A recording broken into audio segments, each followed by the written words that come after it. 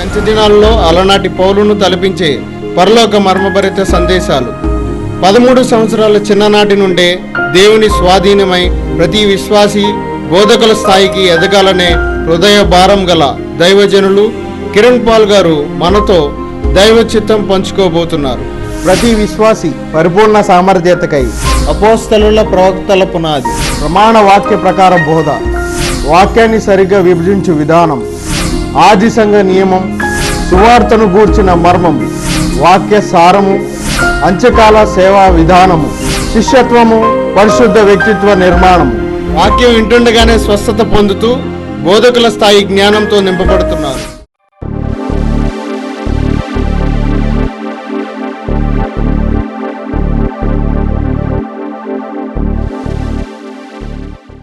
క్రీస్తునందు నా సాటి దేవుని కుటుంబ ప్రజలారా, క్రీస్తు రక్తంలో కడగబడి మీరు ఆయన కుటుంబము, నేను ఆయన కుటుంబం, అందుకే సాటివారు అన్నాను. దేవునికి మహిమ కలుగునుగాక. ప్రభు పేరట మీ అందరికీ సమాధానం కలుగునుగాక. రండి నేరుగా వాక్య భాగాన్ని ధ్యానించుకుందాం. 1 యోహాను పత్రిక 5వ అధ్యాయము 20వ వచనాన్ని చదువుకుందాం. మనము సత్యవంతుడైన వానిని ఎరుగవలెనని దేవుని కుమారుడు వచ్చి మనకు వివేకమును అనుగ్రహించి ఉన్నాడని ఎరుగుదుము. చాలా స్పష్టంగా ఇక్కడ రాయబడిన మాట, మనము సత్యవంతుడైన వానిని ఎరుగవలెనని దేవుని కుమారుడు వచ్చి మనకు వివేకము అనుగ్రహించి ఉన్నాడు. ఆయన మనకు వివేకం ఇచ్చినదే సత్యవంతుని తెలుసుకోవడానికి. సత్యవంతుడెవరు అనేది మనం చాలా ప్రాముఖ్యంగా తెలుసుకోవాలి. అందుకనే ఈ భూమి మీద బలియాగం ఒకటి జరిగింది. కింది లైన్లో చూడండి, మనము దేవుని కుమారుడైన యేసు క్రీస్తునందున్న వారమై సత్యవంతుని యందున్నాము అని చెబుతూ ఒక మాట అన్నాడు. ఈరోజు అది చాలా ప్రాముఖ్యమైనది. ఆయనే నిజమైన దేవుడును నిత్య జీవమునై ఉన్నాడు. ఆయనే నిజమైన దేవుడు అనగానే అభ్యంతరాలు ఉవ్వెత్తున లేస్తాయి.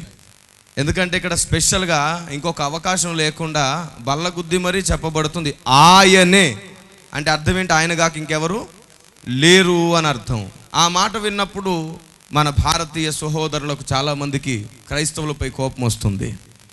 ఏంటండి వీరు, ఆయన ఒక్కడే దేవుడు అని చెప్పుకుంటారు, మన సంస్కృతి ఏంటి, మనమేంటి, మన భక్తి ఏంటి, మన పితరులేంటి, ఎన్నో వేల సంవత్సరాల చరిత్ర కలిగినది మన సంస్కృతి.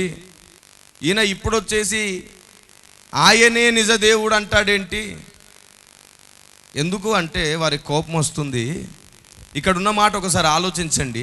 ఆయనే నిజమైన దేవుడు అంటే అర్థం ఏంటో తెలుసా? ఇంకా మిగతా వారు నిజము కాదు అని అర్థం. ఆ మాటకు కోపం వస్తుంది అన్నమాట. ఆ మాట కోపం వస్తుంది. అయితే ఈరోజు నేను కొన్ని విషయాలు, చాలా విశాలమైన హృదయం గలవారే మీరు వినాలని నేను కోరుకుంటున్నాను. కొన్ని విషయాలు నేను చాలా ఓపెన్గా చెప్పబోతున్నాను. అయితే పరిశుద్ధాత్ముడే సమస్తాన్ని స్వాధీనపరచుకోబోతున్నాడు. దేవునికి స్తోత్రం కలుగునుగాక. Praise the Lord. ఒకటి మాత్రం వాస్తవం, ఆయనే నిజమైన దేవుడు అని చెప్పగానే క్రీస్తుని ఎరగని ప్రజలు, మన మిత్రులు, స్నేహితులు, అన్నదమ్ములు, ఎందుకంటే చిన్నప్పుడు ఎప్పుడో ప్రతిజ్ఞ చేశాం, గుర్తే ఉంటుంది మీకు. భారతదేశం నా మాతృభూమి, భారతీయులందరూ నా సహోదరి సహోదరులు, నేను నా దేశమును ప్రేమించుచున్నాను. ఈ ప్రతిజ్ఞ మర్చిపోతుంటాం, చాలా ప్రమాదం. ఎప్పటికీ మనం ఈ ప్రతిజ్ఞ మర్చిపోకూడదు. ఎందుకంటే దేశం కొరకు ప్రార్థించాలి అని దేవుని ఆజ్ఞ నిలిచే ఉంది కనుక దేశాన్ని ప్రేమిస్తే తప్ప దేశం కొరకు ప్రార్థన చేయలేం. కాబట్టి దేశభక్తి కూడా ప్రాముఖ్యం. ఎందుకంటే దేశము అంటే మట్టి కాదన్నారు గురజాడ అప్పారావు గారు కదా. దేశం అంటే మట్టి కాదోయ్, దేశం అంటే మనుషులోయ్ అని. ఈరోజు దేశాన్ని ప్రేమిస్తున్నాము అని చెప్పుకుంటూ మనుషులను హతమార్చేవారు అనేకులు దైవ సేవ జరిగిస్తున్నారని వారు ఊహించుకుంటున్నారు. మనుషుల్ని హతమార్చేవాడు ఎప్పుడు కూడా దేశాన్ని ప్రేమించేవాడైతే కాదు. దేవుని ప్రజలారా, ఈరోజు ఆయనే నిజ దేవుడు అని మనం ఎవరిని గూర్చి చెబుతున్నామో ఆయనను గూర్చి మనం ప్రకటిస్తున్నప్పుడు భారతదేశానికి క్రైస్తవుడు చెప్పేది మింగుడు పడదు, కొరకుడు పడదు. ఎందుకో తెలుసా? క్రైస్తవుడు మతం మార్పిడి చేసేవాడనే ముద్ర పడింది. క్రైస్తవుడు చెప్పేది కూడా మతం మార్చడానికే.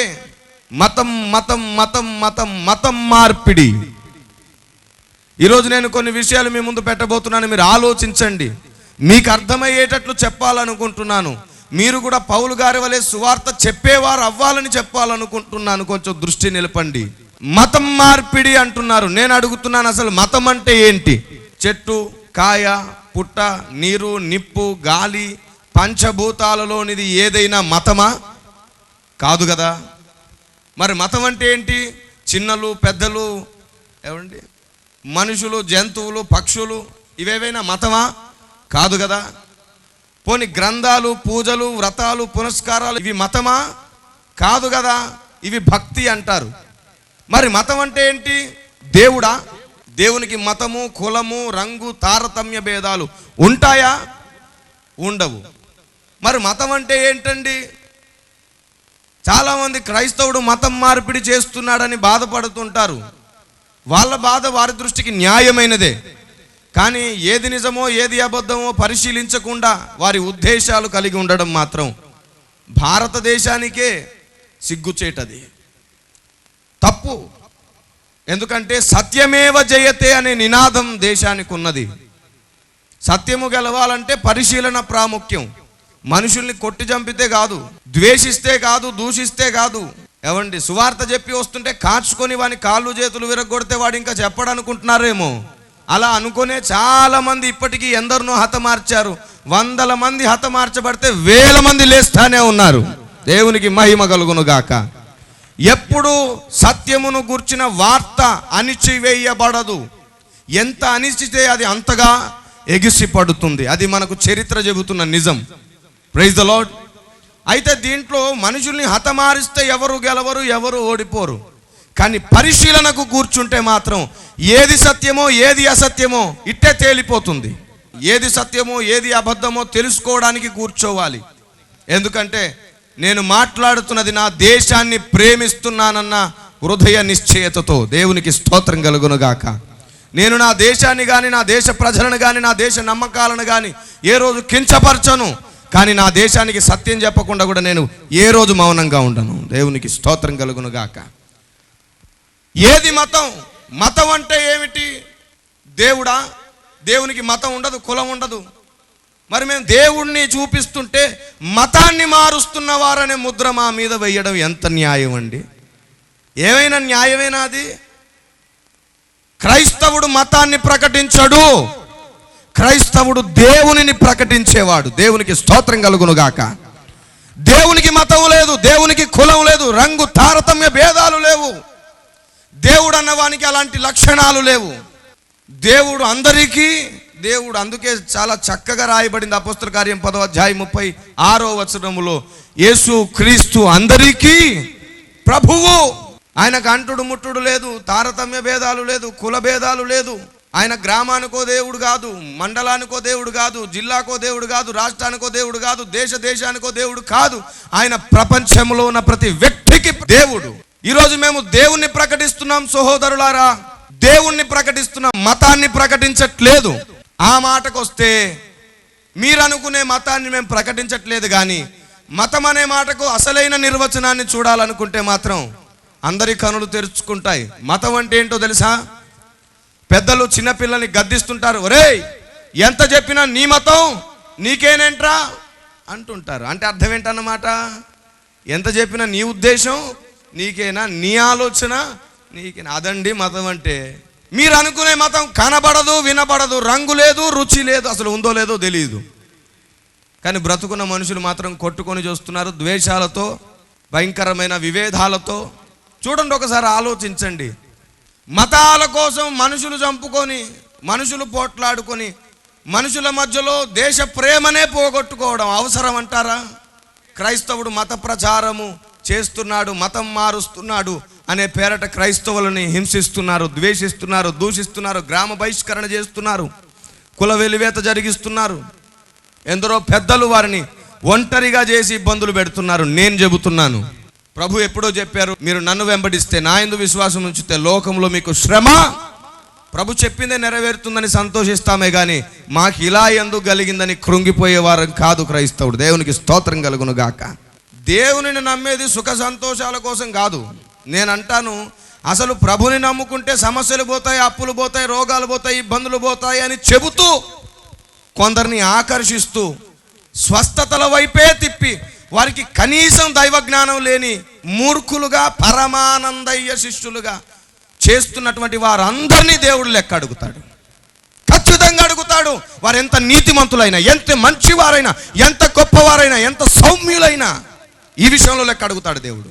ఈ మాట నేను అన్నట్ల బైబిల్ చెప్తుంది.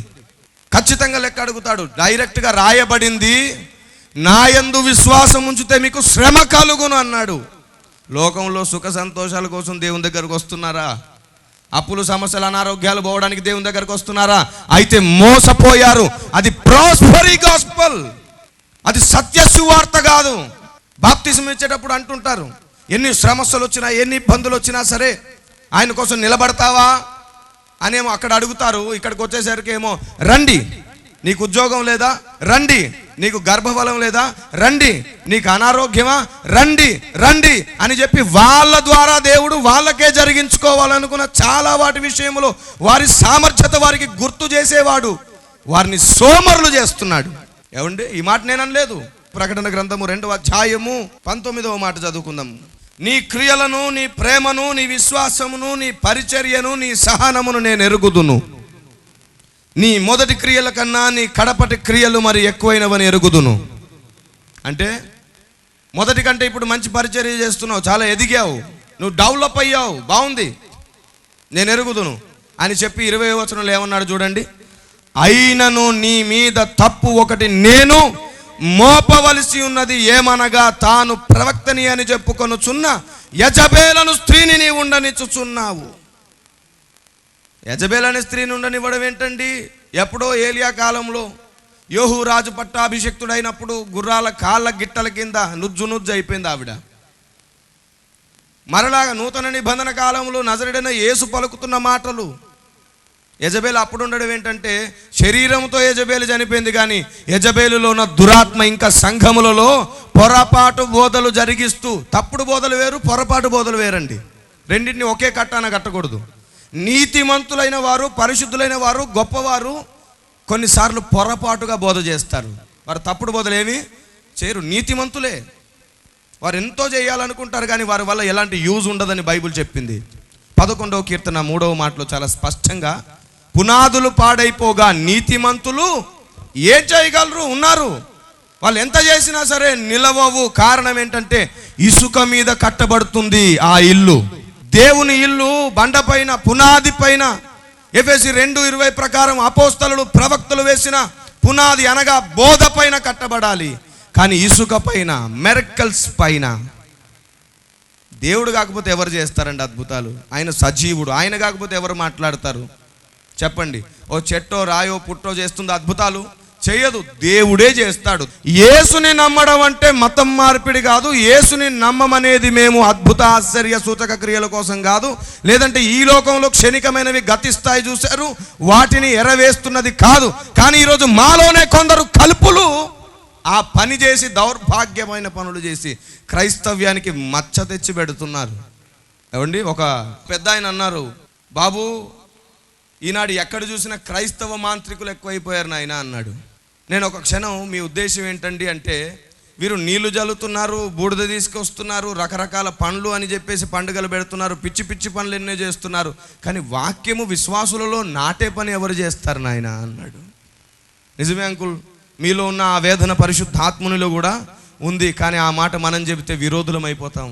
యథార్థవాది లోక విరోధి, విమర్శిస్తున్నట్టు అయిపోతాం. కానీ దేవుని పక్షాన నిలబడేవాడు మనుషులకు నచ్చింది చేసి దేవునికి దూరం అవడం కంటే దేవునికి నచ్చింది చేసి మనుషులకు దూరం అవడమే మంచిది. ఒకరోజు మనుషుల దగ్గరకు వస్తారు, కానీ దేవుణ్ణి పోగొట్టుకుంటే ఇంకా మన జీవితం సౌలుకు పట్టిన గతి పడుతుంది. దేవుని ప్రజ, ప్రేమ అభిమానాల ముసుగులో మనం ఎన్నోసార్లు మన ఎదుటివాడు ఒక పొరపాటు బోధ చేస్తున్నా సరే మరలా వెళ్ళి పర్సనల్గా కలవం. బ్రదర్, ఇది కొంచెం పొరపాటుగా అనిపించింది, ఇదిగో ఆధారాలను చూపించుకోం. ఎందుకంటే యూదా పత్రిక 3వ మాటలో చెప్పబడిన దేవుని ఆజ్ఞ కాలదన్నిన సంఘం ఈరోజు నిలుచుంది. బోధ నిమిత్తం పోరాడమని దేవుడు చెబితే మనం పోరాటం చెయ్యం, ప్రేమ అభిమానాల ముసుగులో ఉన్నాం మనం. కానీ ఈరోజు నా భారతదేశానికి చెబుతున్నాను, జాగ్రత్తగా వినండి. మేము క్రీస్తుని గూర్చి కేవలం ఈ లోక సంబంధమైన సుఖాలను మేము చూపించి చేస్తున్నది కాదు. మాలో కొందరు కలుపులు ఉన్నారు. అయితే ప్రతి చోట, ప్రతి మతంలో, ప్రతి తెగలో కూడా కలుపులు ఉన్నారు. కొందరు కలుపులు ఉన్నంత మాత్రాన అందరూ కలుపులని మీరు చూడడం అది న్యాయం కాదు. కొందరు ఉన్నారు వాక్యానికి విరుద్ధంగా మనుషులను ఆకర్షించాలని, దాని ద్వారా దేవుని సేవ జరుగుతుంది అనుకుంటున్నారు. నేను ఒక మాట చెప్పనా, ఈ అంచె దినాల్లో సువార్త ఆపడం అనే ప్రక్రియ చాలా వరకు తగ్గిపోతుంది. సువార్త విరివిగా జరుగుతుంది. అప్పుడు ఏం జరుగుతుందో తెలుసా? సాతాను సువార్తను ఆపే పనిని విరమించుకుంటాడు. అయితే మనం అనుకుంటాం మన ప్రార్థనల ద్వారా వాడు బంధింపబడ్డాడని. 2000 సంవత్సరాలుగా జరగలేదు ఆ పని. మీకు విషయం చెప్పనా, మనం ప్రార్థిస్తే బంధింపబడే సాతానులు వేరు, మనం ఎంత ప్రార్థించినా బంధింపబడకుండా ఉండే సాతానులు వేరు. తెలుసా మీకు కదా? మీరు నా పేరిట ఏది బంధించబడితే అది బంధిస్తానన్నాడు, ఏది విప్పితే అది. ఇప్పుడు ఏది బంధిస్తే అది బంధిస్తానన్నప్పుడు ఎన్నో దురాత్మలను మన పితరులు, మన పెద్దలు, మన తల్లిదండ్రులు, మనకు పైగా ఉన్న నాయకులు ఎందరో ప్రార్థించి బంధించారు. అవునా కాదా? మరి ఇంకా దురాత్మలు తిరుగుతూనే ఉన్నాయా? ఉన్నాయి, ఇంకా బంధిస్తూనే ఉన్నారు. అయితే ప్రతి వ్యక్తి శరీరములోనికి దూరి దయ్యం పడుతుంది అంటారు, చూశారు? అలా దూరే దురాత్మలు వేరు, సంఘములో దూరే దురాత్మలు వేరు. ఒక వ్యక్తిలో దూరే దురాత్మను బంధించగలవు, కానీ సంఘంలో దూరే దురాత్మను బంధించడం నీ నోటి మాటతో సాధ్యపడదు. అది వాక్యానికే సాధ్యం, వాక్యానికి మాత్రమే సాధ్యం.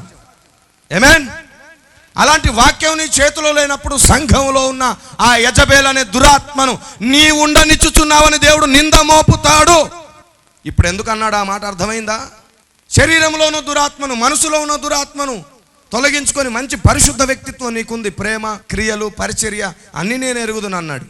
కానీ సంఘమునకు పట్టిన దురాత్మ ఒకటి ఉంది, అది బోధలు చెరుపుతుంది. దాన్ని మనం వెళ్ళగొట్టాం.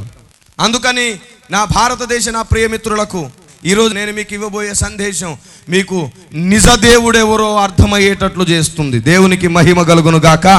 ఒకటి మాత్రం వాస్తవం, నేను సందేశాన్ని ప్రారంభించే ముందు చెప్తున్నాను, తొందరపడి ఎవరు కూడా యేసే నిజ దేవుడని నమ్మకండి. ఏ క్రైస్తవుడు బలవంతంగా ఎవరిని మార్చలేడు. మీరు ఆయన శరీరము రక్తము తిని త్రాగేవారు కాబట్టి బైబిల్ చెప్తుంది, నా శరీరం తిని నా రక్తం త్రాగువారు నిత్య జీవం గలవారు అన్న మాట ప్రకారంగానే ఇంకో మాట అదే విధంగా ఉంది, నా శరీరం తిని నా రక్తం త్రాగువారు నేను వచ్చు పర్యాంతము నా మరణ పునరుద్ధానములను ప్రచురించాలి. నా మరణ పునరుద్ధానమును ప్రచురించాలి అంటే అర్థం ఏంటి? సువార్త చెయ్యాలి. నేను ఒక మాట చెప్తున్నాను, ఆయన శరీర రక్తం తిన్నావు కదా, ఈ నెలలో లేదంటే ఈ వారంలో కనీసం ఒక ఇద్దరికైనా సువార్త చెప్పావా? పక్కవారు చూస్తున్నారని తలాడించకు, జాగ్రత్త. ఆయన చూసే దేవుడు. చెబితే కూడా ఏం చెప్పుంటావు తెలుసా? దేవుని దగ్గరికి రా, నీకు నెమ్మది కలుగుతుంది, సమాధానం కలుగుతుందని చెప్పుంటావు. అది నీ సాక్ష్యం చెప్పుంటావు, నీ అనుభూతి చెప్పుంటావు. కానీ ఆయనను గూర్చి చెప్పడం సువార్త. ఆయన చేసిన క్రియలు చెప్పినంత మాత్రాన అది సువార్త కాదు. ఆయన చేసిన అద్భుతాలు చెప్పినంత మాత్రాన సువార్త అయిపోదు. ఆయనను గూర్చి ప్రకటించాలి, అప్పుడు ఆయన సంతోషిస్తాడు. ఇర్మియా 9:24లో చాలా స్పష్టంగా రాయబడింది, అతిశయించువాడు దేనిని బట్టి అతిశయించవలననగా భూమి మీద కృప చూపుచు నీతి న్యాయములు జరిగించుచున్న యెహోవాను నేనే అని గ్రహించి నన్ను పరిశీలనగా తెలుసుకొనుటను బట్టియే అతిశయింపవలెను, అట్టి వాటిలో ఆనందించువాడనని యెహోవా సెలవిస్తున్నాడు. ఆయనను గురించి పరిశీలనగా తెలుసుకుంటే దేవుడు సంతోషిస్తాడు. ఈరోజు మనం ఈ విషయాన్ని తెలుసుకుందాం, సువార్త ప్రకటిద్దాం. భారతదేశ మన ప్రియ మిత్రులను ఎవరిని మనము నరకానికి వెళ్ళనివ్వకూడదు. అయితే సాధ్యమైనంత వరకు ప్రయాసపడదాం. ఒకటి మాత్రం నిజం, అందరూ రక్షింపబడరు. అందరూ రక్షింపబడాలని దేవునికి కూడా కోరికే. 1 తిమోతి పత్రిక 2వ అధ్యాయము 4వ వచనంలో మనుషులందరూ రక్షణ పొంది సత్యమును గూర్చిన అనుభవ జ్ఞానం గలవారై ఉండవలనని దేవుడు నిశ్చయించుచున్నాడని ఉంది. అందరూ రక్షింపబడాలని కోరుకున్న వాడే కొందరు ఉగ్రత కొరకు పుట్టారని కూడా చెప్పాడు. కాబట్టి అందరూ రక్షింపబడడం కుదరదు. మన దేశంలో అందరూ రక్షింపబడరు. అసలు ఒక మాట చెప్పనా, సంఘంలో కూడా చాలామంది రక్షింపబడరు. బుద్ధి లేని కన్యకలుగా విడువబడేవారు కూడా ఎందరో. అందుకే మన రక్షణను భయముతో వణుకుతో కొనసాగించుకోమన్నాడు. ఒకసారి వస్తే అది శాశ్వతంగా ఉండిపోదు, నువ్వు కాపాడుకుంటేనే ఉంటుంది, లేదంటే అది నిన్ను విడిచిపోతుంది. అందుకే పౌలు గారు అంటారు, పొందనై ఉన్న వాగ్దానం పొందకుండా మీలో తప్పిపోతారేమోనని నాకు ప్రసవ వేదన. కాబట్టి దేవుని ప్రజలారా, ఈరోజు భారతదేశానికి సువార్త చెప్పే బాధ్యత మన మీద ఉంది. వినండి, తొందరపడి ఎవరు యేసే దేవుడని నమ్మకండి. క్రైస్తవులు అందరి పక్షాన ఈ చిన్నవాడు ప్రకటన చేస్తున్నాడు. ఎవరు తొందరపడి నమ్మొద్దు, తొందరపడి నమ్మవద్దు, తొందరపడి వెళ్ళి పోనావద్దు. నిజానిజాలు తెలుసుకో. నీకో మాట చెప్పనా, మీరందరూ యేసుని నమ్మకపోతే మాకే మంచిది. నా ప్రభు ఈ భూమి మీద నుండి ఆరోహణమే వెళ్తూ వెళ్తూ ఒక మాట అన్నారు, నేను వెళ్ళి మీకు స్థలము సిద్ధపరుస్తానన్నారు. ఇప్పుడు పరలోకంలో ఒక 100 ఎకరాలు ఉన్నాయనుకోండి, ఉదాహరణ ఊరికే 100 ఎకరాలు ఉన్నాయనుకోండి, 100 మంది రక్షింపబడ్డారు అనుకోండి. ఒక్కొక్కరికి ఎన్ని వస్తాయి? 1. 50 మంది రక్షింపబడితే 2, 10 మంది రక్షింపబడితే అంటే సంఖ్య ఎంత తగ్గితే అంత ఆస్తి పెరుగుతుంది. నేను చెప్తున్నాను, వస్తారా ఉన్నది పంచుకుంటాం, లేదంటే మేమే ఉంచుకుంటాం. Praise the lord. అందుకు నేను చెబుతున్నాను, ఎవరు తొందరపడి నమ్మకండి బాబు. మీరు నమ్మకపోతే మాకే మంచిది. మరి ఎందుకురా బాబు సభలు పెడుతున్నావు? సభలు పెట్టి ఎందుకు ఈ సువార్త అంటే ప్రభు చెప్పమని ఆజ్ఞాపించారు. మాకు వ్యక్తిగత స్వార్థం ఒకటి ఉంది, దేవుడిచ్చిన బాధ్యత కూడా ఉంది.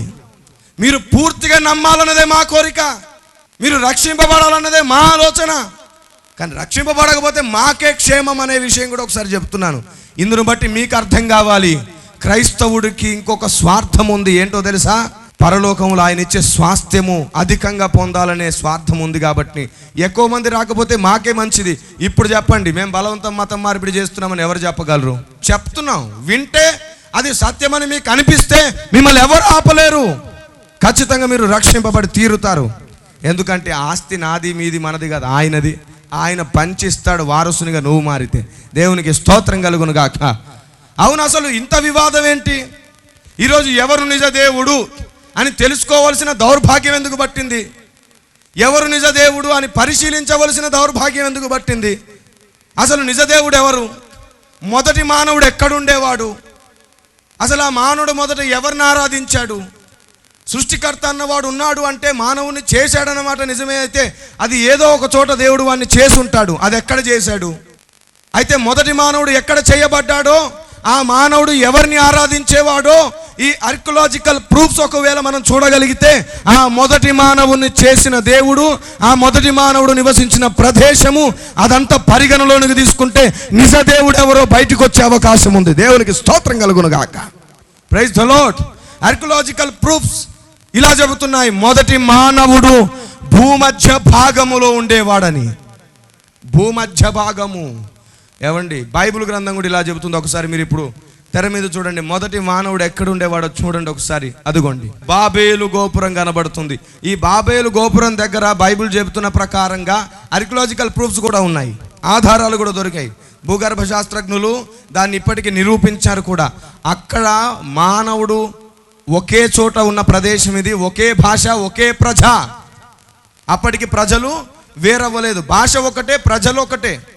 ఇప్పుడు వారు బాబేలు గోపుర నిర్మాణం చేస్తున్నప్పుడు దేవుడే ఈ భూమి మీదకి దిగి వచ్చి ఒక్క చోట ఉన్న ప్రజల్ని మొత్తం చెదరగొట్టాడు. ఎందుకో తెలుసా? ఆదామవలతో ప్రభు ఒక మాట అన్నారు, మీరు ఫలించి అభివృద్ధి పొంది విస్తరించమన్నాడు. కానీ బాబేలు గోపురం యొక్క ఉద్దేశం ఏంటో తెలుసా?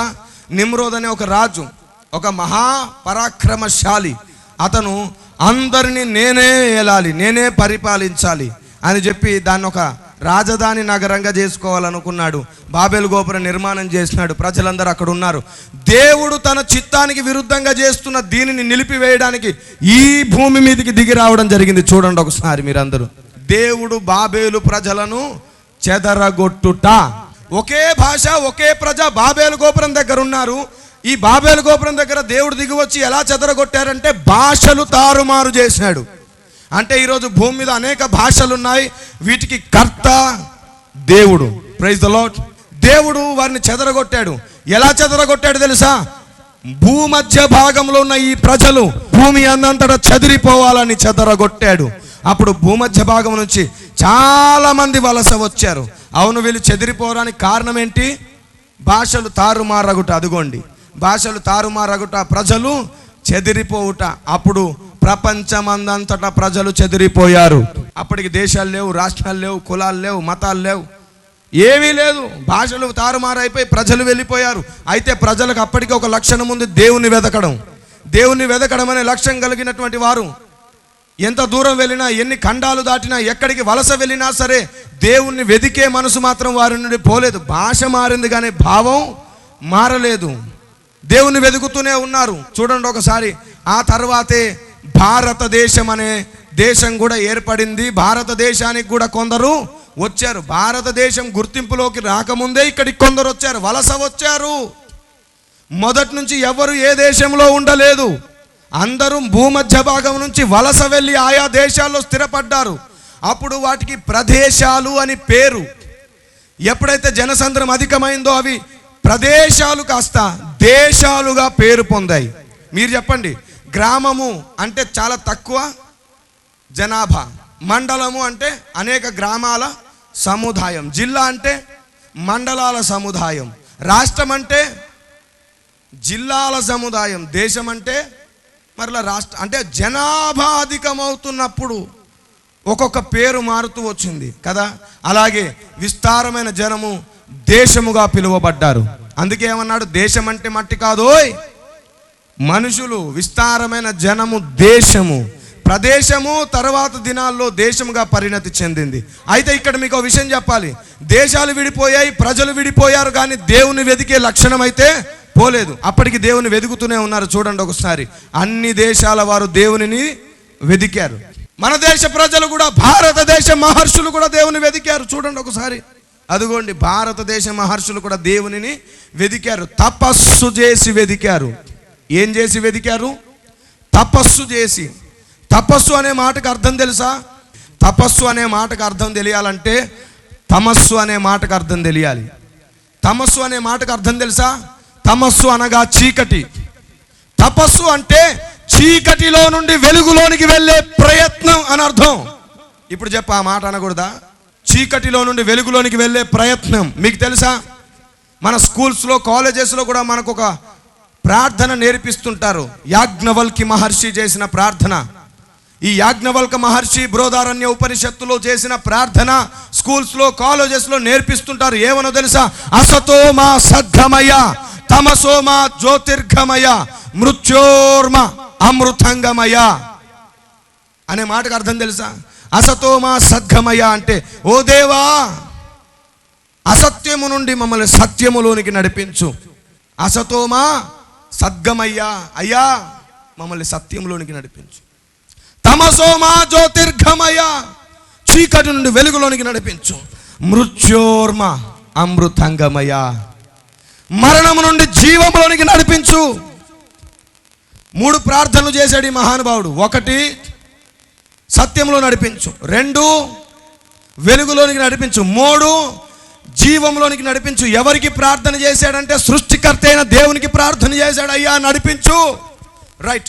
యాజ్ఞవల్కుడు ఎవరికి ప్రార్థన చేశాడు? ఆ మహర్షి దేవునికి. ఎవరు జవాబు చెప్పాలి?